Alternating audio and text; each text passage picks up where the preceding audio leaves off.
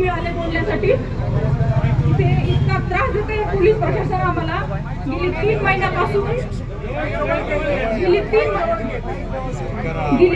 कृपया मीडियाने माझी सर्व न्यूज सर्व चॅनलला द्यावी, जेणेकरून सर्व महिलांना याच्यातून एक शिकवण मिळेल की निलेश लंके साहेब आहेत म्हणून आज हे बोलण्यासाठी मला एक व्यासपीठ मिळतंय.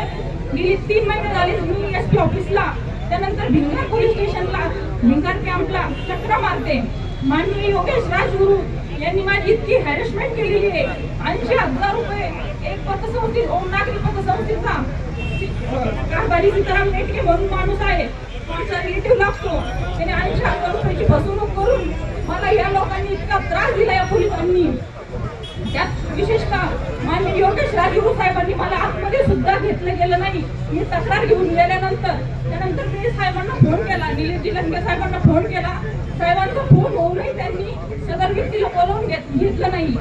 अशा प्रकारे 3 महिने झाले आणि शेवटी ऍडिशनल एसपी साहेबांना मी भेटले. साहेबांनी दखल घेतली. ऍडिशनल एसपी साहेबांचे मी आभार मानते. त्यांनी 2 वेळा आम्हाला भिंगार पोलीस स्टेशनला पाठवलं. तिथं गेल्यानंतर ऍडिशनल एसपी साहेबांचा आदेश सुद्धा व्यवस्थित पाळण्यात येत नाही. माननीय योगेश राजगुरू यांचं निलंबन करण्यात यावं अशी माझी सर्व महिलांच्या वतीने आणि नगरकरांच्या वतीने मागणी निलेश लंके साहेब यांच्याकडे.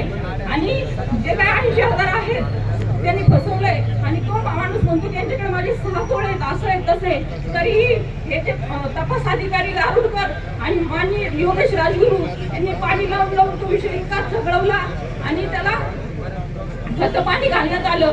आणि मला 80,000साठी सुरुवातीला म्हणजे तुमच्याकडे पुरावा नाही, पोलीस काय पैसे काढून द्यायला बसलेत का वगैरे असं तसं अशा प्रकारे इतकी हॅरेसमेंट माझी योगेश राजगुरू साहेबांनी केलेली आहे. तर यांची तात्काळ निलंबन माननीय निलेश लंके साहेबांनी करण्यात यावं अशी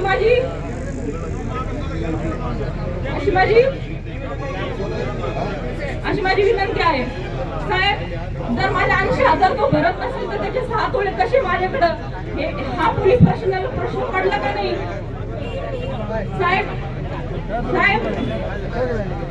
निलेश लंके साहेब, सदर व्यक्तीचं माझ्याकडे रेकॉर्डिंग असून ज्या दरम्यान त्या व्यक्तीला बोलावून घेण्यात आलं त्यावेळेस मी रेकॉर्डिंग केलं. तर पोलिसांनी मला मज्जाव घातल्यानंतर की तुम्ही बाहेर फोन ठेवायचा, का रेकॉर्डिंग दाखवू नये आम्ही, जर आमच्यावर अन्याय होत असेल तर रेकॉर्डिंग केलं. तिथून पुढे मला धारेवर धरण्यात आलं आणि सदर व्यक्तीला वाचवण्याचा प्रयत्न यात होतोय.